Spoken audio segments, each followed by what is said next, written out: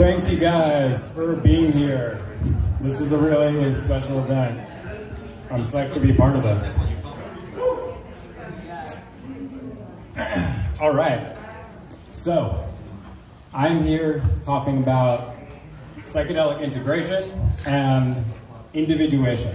So we'll get into what that means. So each of us is tasked with a sacred duty, and that is to become who we are. So this sounds really straightforward, but most people will go through their lives and not become who they are. It actually is a challenge that's presented to us. And I say it's a sacred duty because it is not from any rule of law or system of thinking or ideology. It comes from the beyond, from that part that we're tapped into that is much larger than ourselves. And so Nietzsche says, what does your conscience say? You shall become the person you are.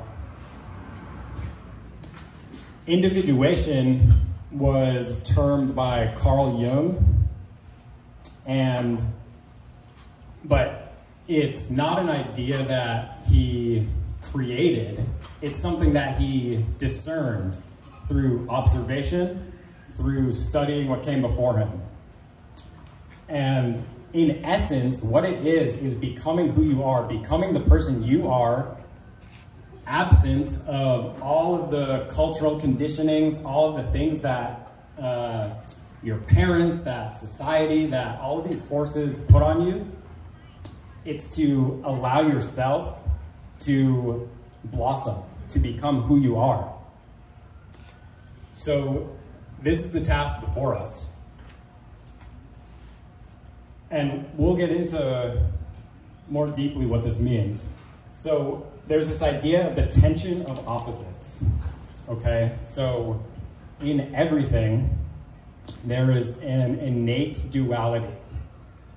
And because of that duality, there's a tension between the poles of the duality. And they're held together by that tension as one. So Terence McKenna once said that the essence of understanding the world is to be able to hold a logical contradiction in the mind. So let's try to do exactly that. So this symbol is the taijutsu. It's the symbol of the Tao, of the yin and the yang. It's maybe the most famous symbol on earth, and for my money, it's the most true thing that humanity has ever divined.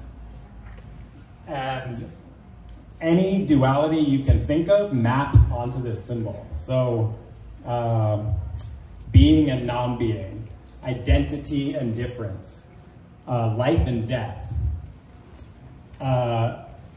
any duality you can imagine. And so let's try mapping one of those things on here to get into the nuances of this symbol, because this is key for this idea of individuation. So let's take life and death. Okay, so what this symbol says is that life and death are opposites. They are distinct from one another, and also they are one. And they each contain the essence of the other. And they are continuously, it's a swirl, right? So they're continuously swirling, becoming the other. Life becomes death, death becomes life. And it's a circle, so there's no edges. So this represents wholeness. This represents the duality in everything, and that tension of opposites, that everything is itself and its opposite, and both of those things are one. And it's all of that at the same time. It's impossible to wrap your mind around, but you can get a sense of it, right? You feel it. So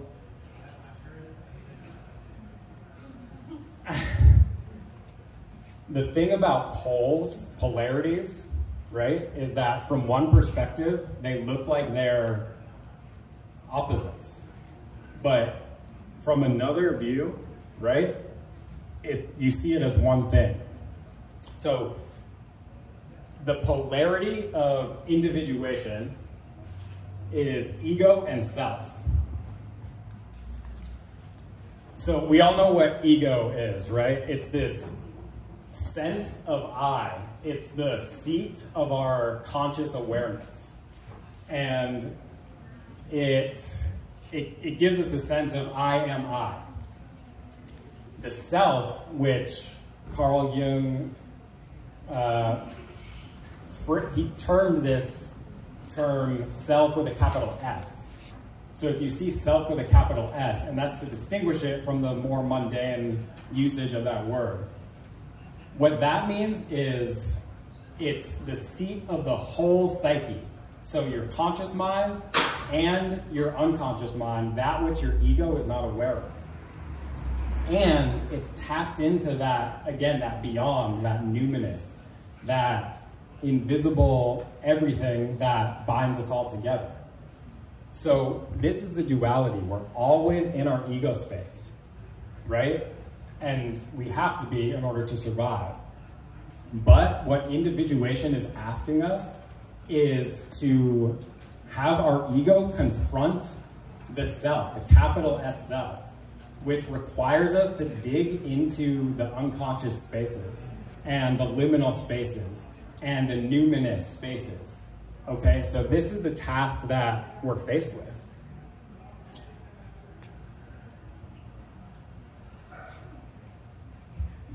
The work of human works, Pierre Teilhard de Chardin says, is to establish in and by means of each of us an absolutely original center in which the universe reflects itself in a unique and inimitable way. This is the goal of individuation. You establish your center, because what you have is completely unique.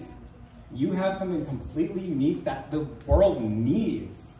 It actually needs what you have because you're the only one that has it. And so you establish yourself as your center. And so this is what individuation gives us. This is the idea. You get to become who you are, and because of that, by going through that process, the world benefits because you are bringing something that can't otherwise exist, which is amazing. It's quite a gift. This is Edward Edinger defining the self. So the self is the embodiment of the totality of the life of the organism. It is the architect of wholeness. What is monitoring your biological equilibrium as you read these lines?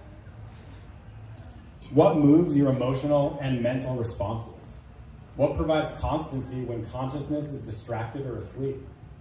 A larger presence, which we all intuited when we were children and then lost contact with, moves and directs the total organism towards survival, growth, development, and meaning.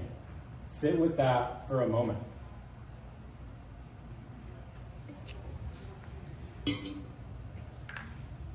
So I want to acknowledge that this is like, what is he talking about? This is ambiguous, right?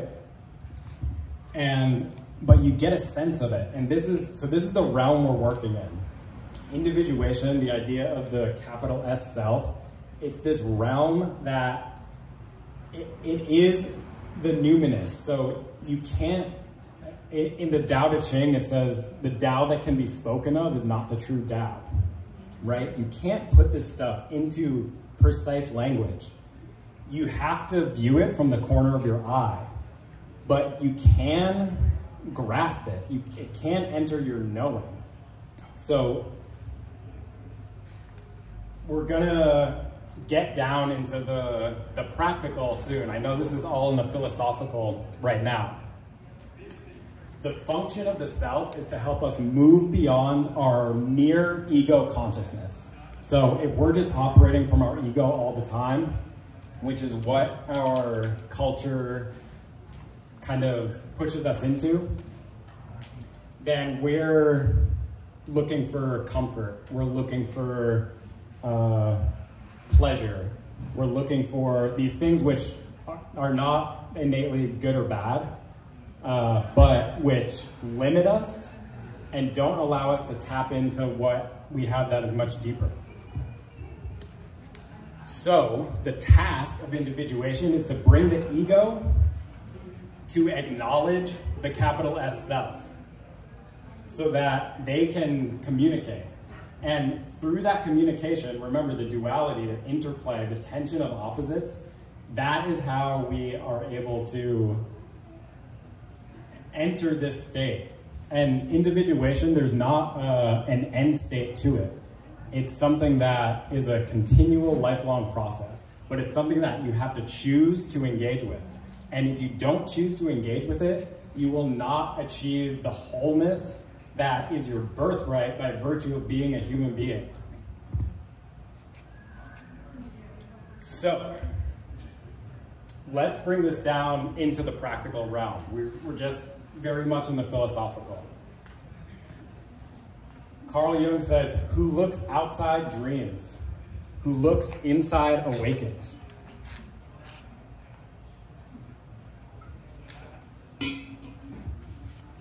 Our world is dreaming.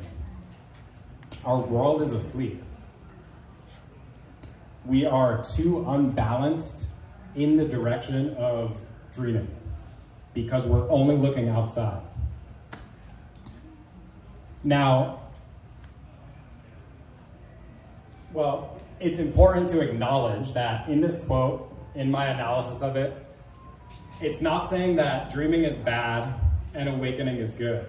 Again, everything is that symbol, the interplay, right? We need dreams, and I'll get into a little bit of why. But we are unbalanced. What we are trying to move toward is harmony. Again, that symbol of the Tao, it's showing harmony. We're trying to move toward harmony, and our culture is asleep. We're asleep, and we need to wake up. We need to bring our conscious awareness because we're moving through the world just on autopilot, and this is causing a lot of issues, personally in our own lives and in the larger system that we're all participating in. So,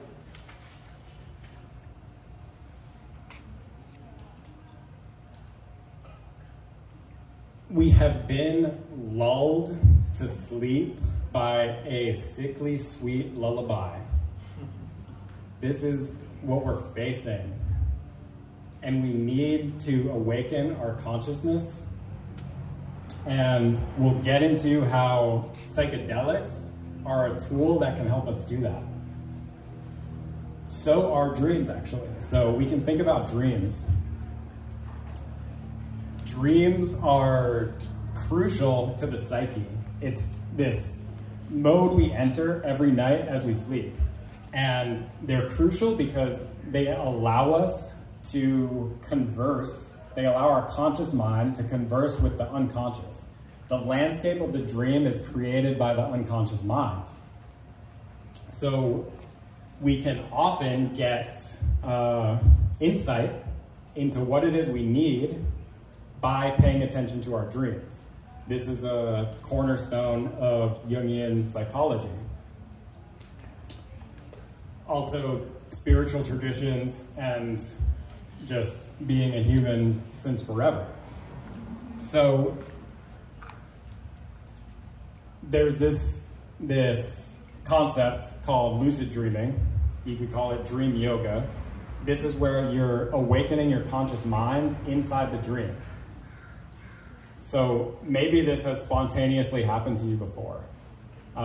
Maybe it's a practice of yours. But the idea behind lucid dreaming is you're actually bringing your ego awareness into the domain of the unconscious. And in that way, you're creating a situation where you can consciously be interfacing with your unconscious mind. So in a lucid dream, the best thing you can do is go up to one of your dream characters and ask them, how can I help you? Because that's you communicating with something in you that you otherwise can't get in touch with. So psychedelics are like a lucid dream that we can enter at will. You eat the handful of mushrooms and you're off. You're off into a lucid dreaming state because, again, you're bringing your conscious awareness into a domain that is mediated by the unconscious and the beyond. So the psychedelic experience allows this communication between the ego and the self to happen by dialing our ego up and down. And through doing this, then we're able to identify what the problems are that we're actually facing. And for me, what I see when I look out into the world, what I feel internally as I move through the world, the biggest problem that we're facing is alienation.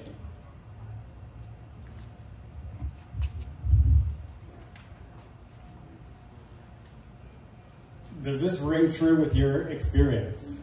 Yeah. Alienation? Yeah. Okay. Too much judgment. For sure. So Terence McKenna says the cost of sanity in this society is a certain level of alienation. Isn't that something? We have to choose between sanity and alienation. So many people turning to psychedelics are turning to them because they're suffering from mental health conditions that they're not finding relief from or a way through in our world that exists. And so things like anxiety, depression, PTSD, these things that are now being studied in the scientific and clinical modes, but which the shamanic modes have understood the efficacy for thousands of years.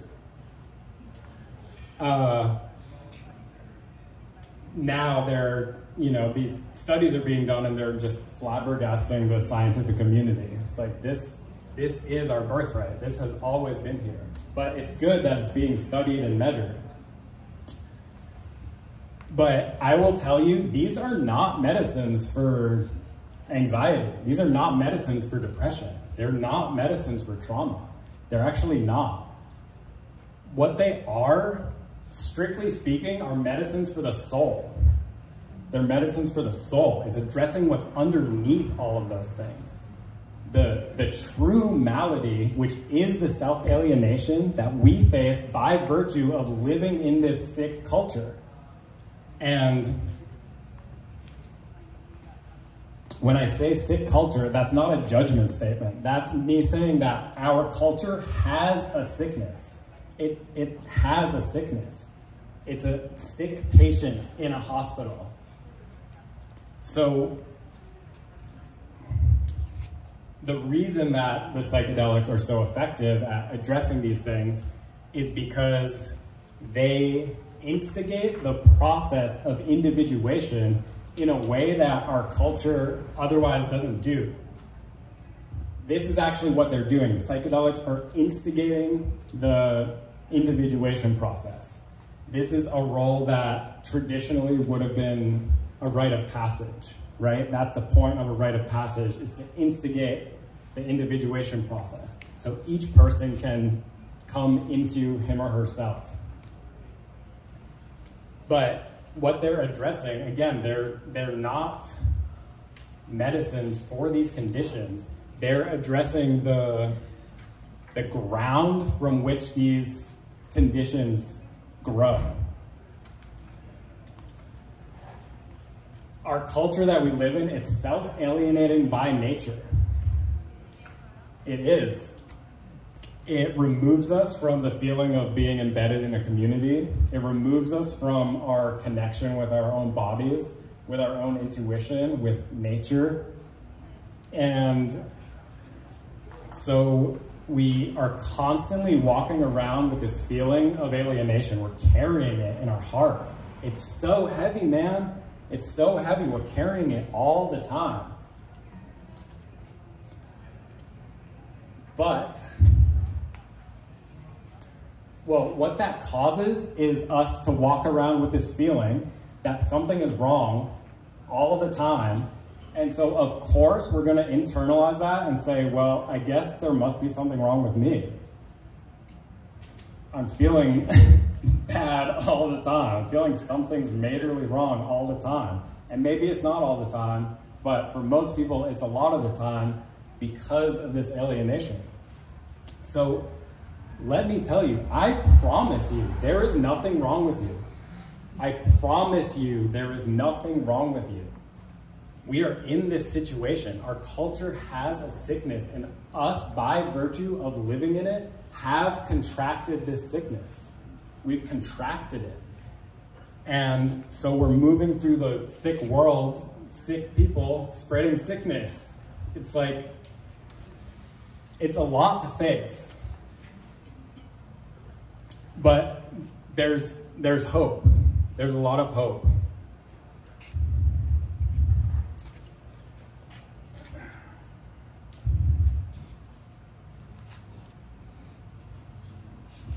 Edinger says, the various pressures of Western society all subtly urge the individual to seek life meaning in externals and in objectivity. Whether the goal be the state, the corporate organization, the good material life, or the acquisition of objective scientific knowledge, in each case, human meaning is being sought where it does not exist, in externals, in objectivity. See how that resonates with you? Say that one more time. No. But you can read it. So, Good point. So we're looking for meaning where it doesn't exist. And meaning is the guide. Meaning is our guide to individuation, to what we're here to do. And so when we're feeling connected, when we're feeling that we're doing something meaningful, that's the sign to tap into, to hold on to. That's the thread to follow. Like, where is this bringing me? This is where to go. And you know what the opposite feels like. Scrolling your phone for hours at a time, watching as the YouTube autoplay just goes on infinitely, right? You know what that feels like too. And this makes people feel nihilistic, which is so sad. It's so sad. People feel like there's not meaning in this existence. But it's because we're looking for meaning in the wrong places. This is not where to look. Where to look is inside. Because you know, only you know, what is meaningful to you. Only you know. But the question becomes then, well, if we're living in this sick culture, where do I look? How do I even know where to look for meaning?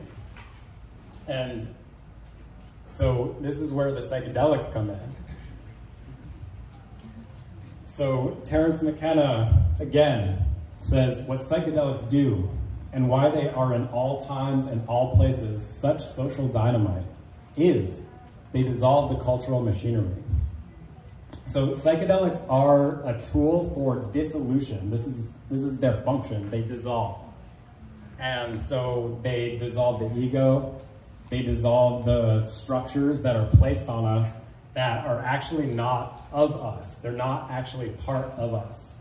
They are things that are put on us. And so they offer a way through the noise and confusion.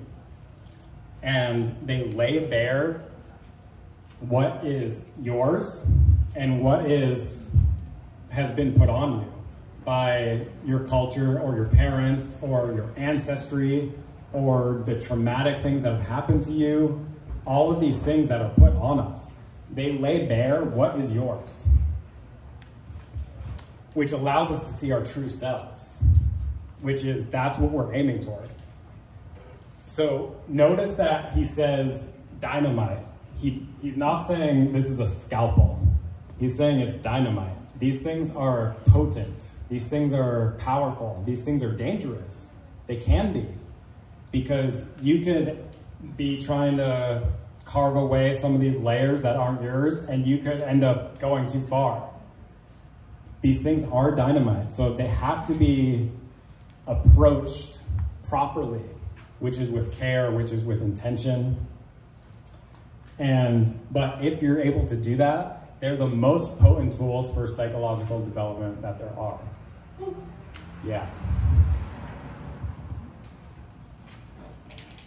Pema Chodron says, only to the extent that we expose ourselves over and over to annihilation can that which is indestructible in us be found. This is the idea.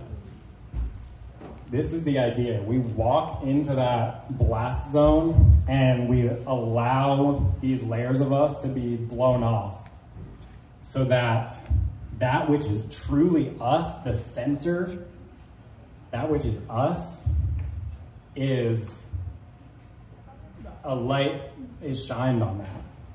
And the light emanates from that. And you feel that. You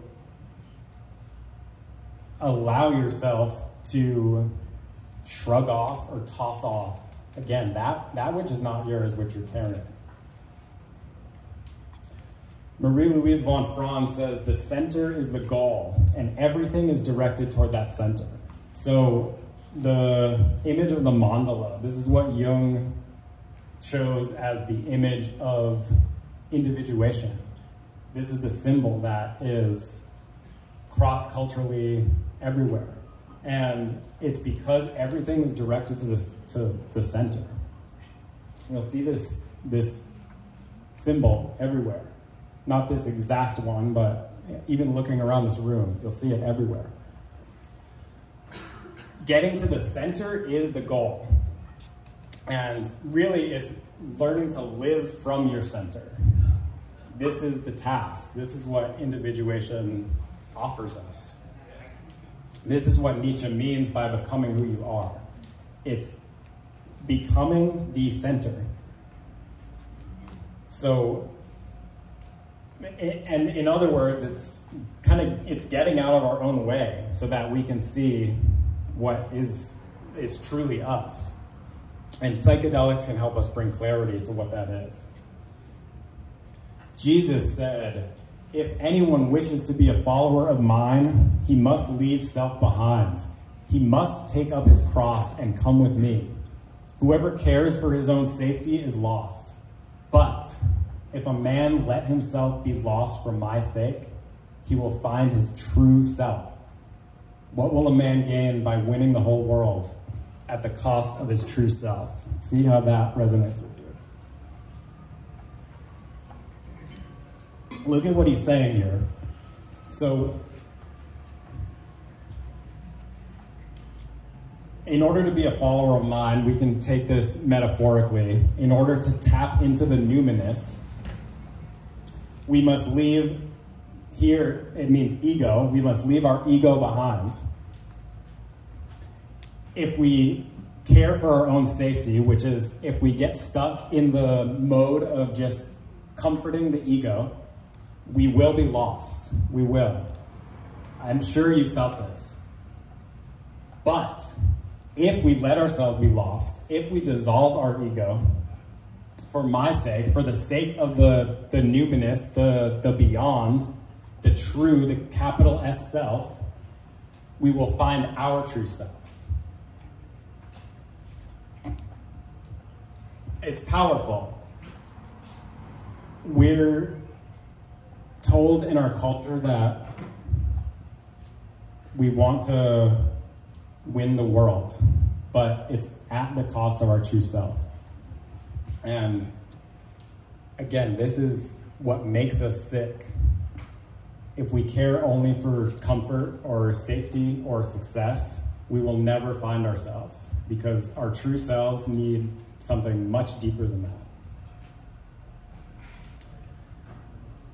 So because we're operating so much from the mode of ego, then we collectively and individually, we've accumulated a massive shadow. So shadow is another Jungian concept. You maybe heard this idea. This is what Jung says about the shadow. The shadow is a moral problem that challenges the whole ego personality, for no one can become conscious of the shadow without considerable moral effort. To become conscious of it involves recognizing the dark aspects of the personality as present and real. This act is the essential condition for any kind of self-knowledge. So, in essence, the shadow is where we place all of the parts of ourselves, all of the aspects of ourselves that we don't want to look at. So, oftentimes it's the dark thoughts, feelings, impulses, but not only, but oftentimes it's the things that we are shy to look at. And when we start looking at them, we kind of close that door and don't go back there for a while, maybe ever. But it's the essential condition for any kind of self-knowledge. We have to face it. We have to face this aspect of ourselves. And oftentimes the shadow is what we accumulate in childhood when we don't yet have the strength in order to be able to face. But now we do. Now we do. We're ready to do this work. We're ready to face the shadow. Jung identified integrating the shadow. So integrating the shadow is an essential aspect of individuation. We have to be able to do it. And what this means is not projecting the shadow, which is what we do when we move through the world and we see all of these people and think of all of the things they're doing that bother us, that we hate about them. And that's us putting something we don't want to look at in ourselves onto another person and saying, you're bad. And really, we're pointing in a mirror. But it's a mirror encased in shadow, so we can't see that we're actually right there pointing right back at us. But that's what we're doing. So it requires us to look at the person who really annoys us, and rather than saying, why are you like this, saying, what does my response to you say about me? This is how we face the shadow, how we work to integrate it. Von Franz says, when the ego faces its suffering rather than running away from it, the deepest level of the psyche is activated. So look at this comic here. This is the principle illustrated.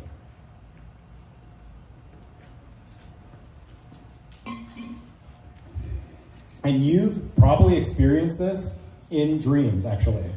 This is a universal psychological principle. Think about in a dream, a nightmare, right? It's usually something is just around the corner or something is chasing you. And so you're scared, so you start running and you become more scared, so it becomes more scary. And, you get consumed. This is how the shadow works, right? If you turn and you see it, and then you say, come here, I love you, you're part of me, let me embrace you, let me bring you in, it transforms into something you can manage. This is how it works. This is a principle of life. You can try this in your life. Anything you're afraid of, you turn to face it and you walk toward it. You say, come here, I love you, let me embrace you. It transforms into something you can manage. This is how it works. It's amazing. So oftentimes in the psychedelic experience, we're coming into touch with darkness, which is good because the darkness is where the shadow resides. And the psychedelics allow us to lift up the rug that we've swept everything under for so long and look at it, face it. so that we can address it at the source. Again, these maladies that we feel, this anxiety, this depression, it's a symptom of something greater, of this greater self-alienation. And look at our culture's response to these things, right? It's to mask the symptoms and ignore that something deeper even exists. So this is why the psychedelics are the future of medicine, because it actually offers real healing on the deepest levels, which is where we need to heal. We need to lift up the rug and everything that we've been putting on there. And sometimes we need to tear up the floorboards too.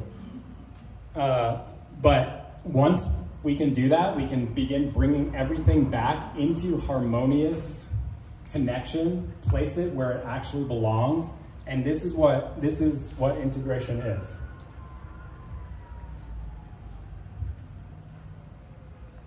So psychedelic integration, it's kind of this mysterious thing that we hear about, and it's one of these things that it's kind of like, well, yeah, I guess I understand that, but I don't actually understand what that means, right?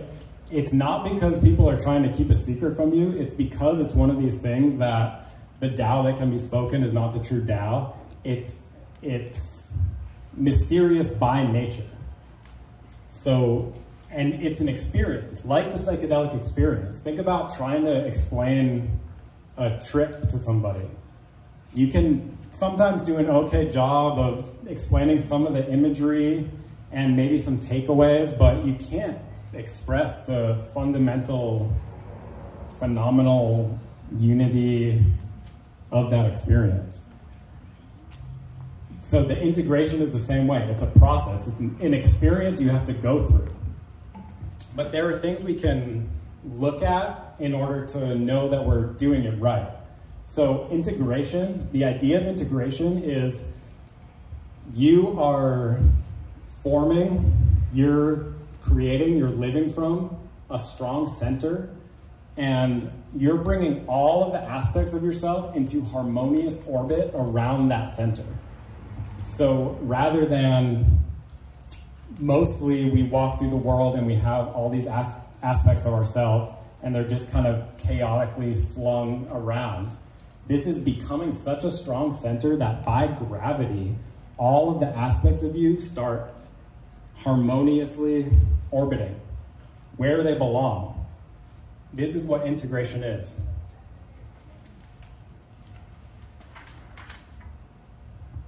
And the aim is wholeness. The aim is wholeness. And here's the thing. Here's one of the things that our culture won't tell you. You are already whole. You are already whole. You don't need anything. You have everything you need already in the yin and yang of yourself, of your consciousness, of your psyche. You already have it. You're already whole. They will not tell us this, but you already are whole. I promise you. It's just bringing things into the right alignment so that we're not existing in this chaotic state. We're bringing things into the harmonious orbit.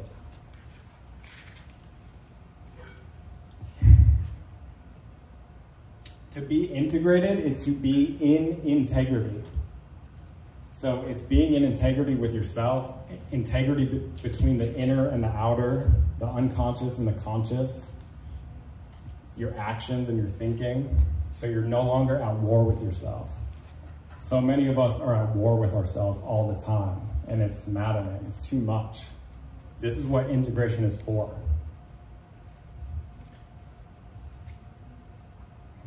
So integration is a crucial part of the psychedelic experience. You may know people who have been taking psychedelics for years or even decades, and their lives are in shambles, right? That means that they have not actually properly integrated those experiences. You may have heard of people who they had one trip and they stopped their habit of smoking or drinking every single day for life. That is a properly integrated experience. Okay, so you can see when something is properly integrated, you know. Jung says, what on a lower level had led to the wildest conflicts and panicky outbursts of emotion, viewed from the higher level of the personality, now seemed like a storm in the valley seen from a mountaintop.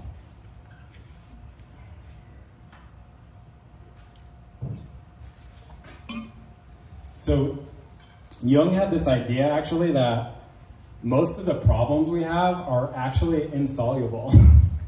But how to address them is to continue developing yourself till you get to the point where you recognize that the problem that you have actually is quite minor. So it's outgrowing the issue that you have. And this is what integration offers us. You reach a higher level in the psychedelic experience. And to integrate it is to bring the experience into your being rather than it just being an experience you had, making it something that you're living from, that you have become.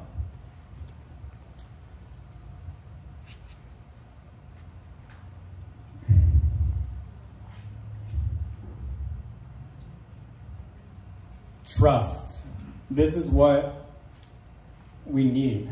We need to be able to trust ourselves and one another in order to create the situation that we need for the earth and for humanity. How do we do that? Bob Marley says, or sings, there's a natural mystic blowing through the air. If you listen carefully now, you will hear. This is brilliant poetry, okay? See what is being said here. There's a natural mystic. So this is that tension of opposites, right? It's the mystical and the natural. And it's that swirl. It's blowing through the air. It's being brought to us through a medium that we cannot see. But we can feel it. And we can hear it. If you listen carefully, if you really listen carefully, now, so there's immediacy to it. You will hear, not you might hear, you will hear. If you listen carefully, you will hear, okay? So this is showing us that if we just listen, we will know what to do. We can trust ourselves. Because what we need to know is being communicated to us in some way. And if we can get out from being distracted all the time and distracting ourselves and not facing what we have to look at, all of the things we do all the time, and that's okay. Life is really hard, so it's okay. We have to have some grace for ourselves too. But if we can stop ourselves and listen, we will hear. We will hear what we need to hear.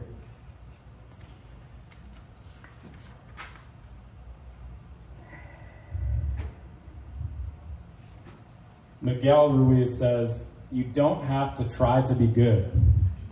You just need to stop pretending to be what you are not.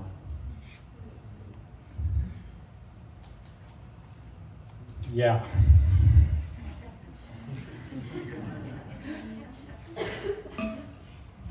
A lot of the psychedelic experience, maybe you've had this feeling, a lot of it is just remembering.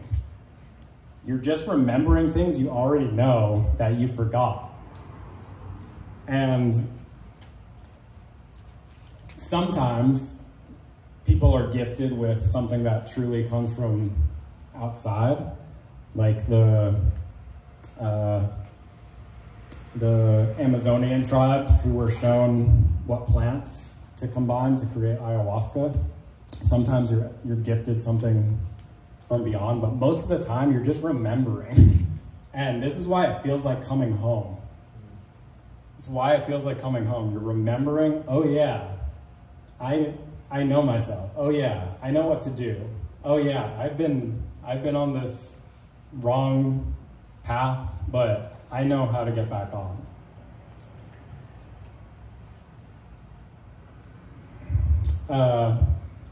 The comedian Bill Hicks, he called it squeegeeing your third eye. So the psychedelic experience helps us clear our lenses. We clear our lens so that we can see. If you're walking around with dust and dirt all over your lenses, it's going to be hard to navigate. But we bring the squeegee out and we can see. Suddenly it's like, oh yeah, I know what to do. So this is how we trust ourselves, just remembering, you know what to do. You do know what to do. This world is confusing. It's okay. Trust yourself. You know. You know what to do. You do. And if we can trust ourselves, then we become trustworthy, worthy of trust. And if we're worthy of trust, then other people can trust us. And then, wow, this is how it works. It's all working at that point. And we remember that actually we are already whole. We're already whole. We are. T.S. Eliot wrote, "We shall not cease from exploration."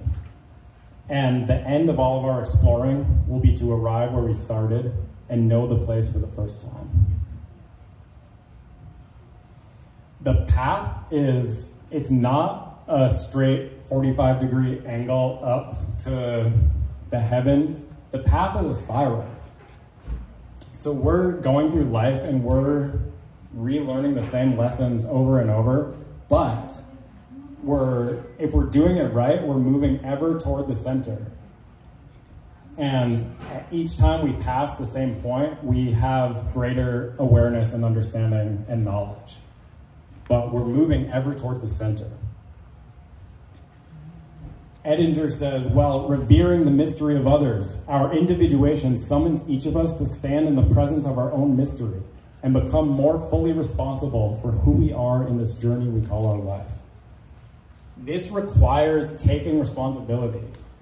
We have to take responsibility. It's like, if we want total sovereignty and freedom, you have to take total responsibility as well. And we want to be able to live our sovereignty. We want our freedom. We want to be able to be us. And it requires us to pick up the burden and honor. It's both. The burden and honor of individuating ourselves, of transforming this culture. It is a burden because it's friggin' hard, man. It takes a lot of work to get up every day and do this. Come on. It's hard. But it's an honor because we have the ability to transform ourselves, to transform this whole thing. We actually have the ability. It's so powerful.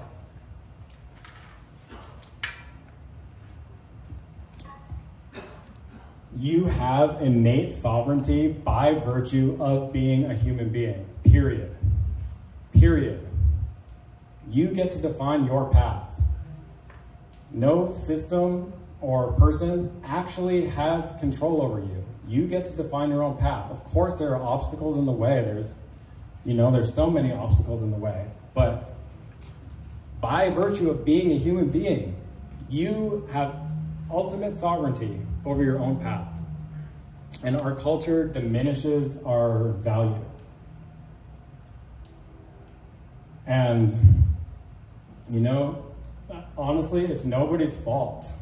And we kind of have to get beyond mere finger pointing, which isn't to say that we don't need to do better and we don't need to inspire others to do better and help people change course when they're off course. But again, when you point that finger, you're pointing at yourself.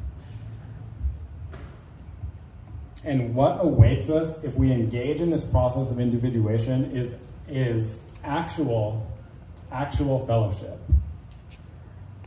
So we're gonna bring it home here. I hope I'm not way over on time or anything, okay? Von Franz says, everything depends on how many individuals are conscious and personally related to their inner selves, and as a result, do not project their shadow onto others. That and only that is capable of preventing an outbreak of mass hysteria and mass delusion.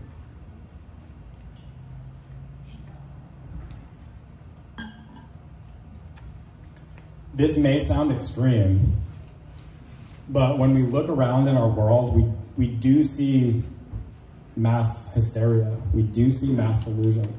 And it's scary. It really is scary. We're all looking around for reassurance, just wondering if the center will hold. But the magic of individuation tells us that we are the center. You are the center.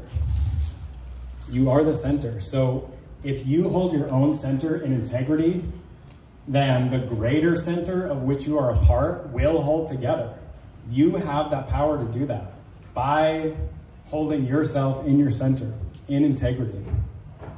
We're so interconnected. This is how it works. Jung says, if you fulfill the pattern that is peculiar to yourself, you have loved yourself, you have accumulated and have abundance. You bestow virtue then, because you have luster. You radiate. Something from your abundance, something overflows. This is how it works. We're so interconnected with each other that if we get ourselves together, if we get ourselves into alignment, if we move toward our meaning, if we individuate ourselves properly, we integrate ourselves properly, but just by virtue of moving through the world, everyone you come in contact with is going to feel that. And that's going to help them get in their center. Just by virtue of you doing the best you can on this path, then you move through the world and it spreads. That's how it works. And we turn to psychedelics because we know that there's something more for us. Out there and in here. And people who are in the know that what's on the horizon, the whole world is going to be transformed by this, by what's coming. So we have to steward it properly. We have to steward it properly because this has potential to change everything. But if we do individuate ourselves, we actually can harmonize this sick world. We actually can. It's actually really possible. It really is. It's so hopeful. I'm so hopeful. Jung says, without the conscious acknowledgement and acceptance of our fellowship with those around us, there can be no synthesis of personality. Relationship to the self is at once relationship to our fellow man, and no one can be related to the latter until he is related to himself. You can't individuate in a cave on top of a mountain, never communicating with anyone. It doesn't work. Fellowship is the key. We're not doing it for ourselves. It's not a selfish pursuit.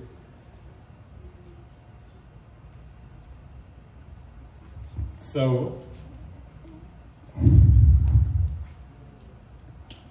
if we are able to do this, again, it's a process. There's no end to this. It's a process. But we have to willfully approach it and move into it and make it happen. What awaits us if we do this? Nietzsche says, now the slave is a free man. Now all the rigid, hostile barriers that necessity, caprice, or impudent convention have fixed between man and man are broken. Now, with the gospel of universal harmony, each one feels himself not only united, reconciled, and fused with his neighbor, but as one with him, as if the veil of Maya had been torn aside, and we're not merely fluttering in tatters before the mysterious primordial unity.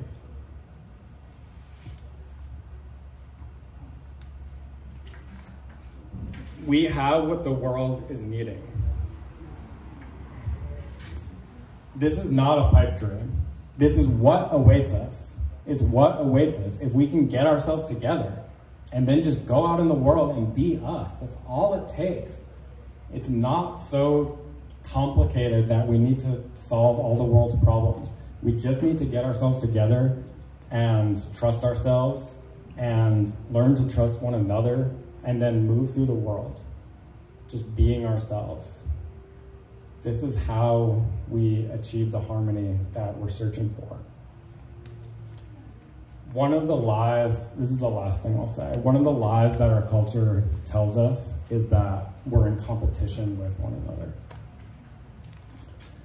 This is not true. Competition is a mode for games, and it's useful in that context. But we are not actually in competition with each other. We are working together as stewards of this planet, of the human enterprise, of the beings that exist here, of all of the structures that have come before us. All of it, we're stewards. And if we can go out and be the best damn steward of this whole situation that we can be, then the little patch of the cosmic garden that you tend will flourish, and then you will flourish in it. So thank you for your stewardship.